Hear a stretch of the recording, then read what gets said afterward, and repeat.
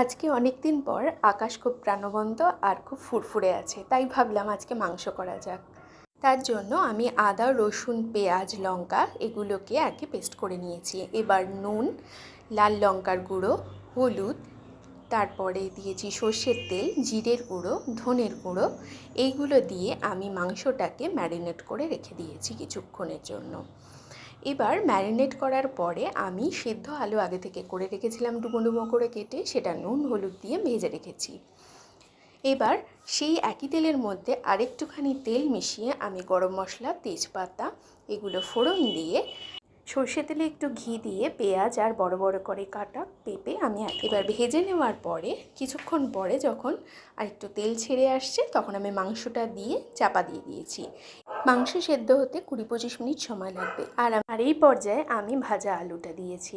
এবার ভালো করে কষিয়ে নিয়ে নামিয়ে নিই মাংস।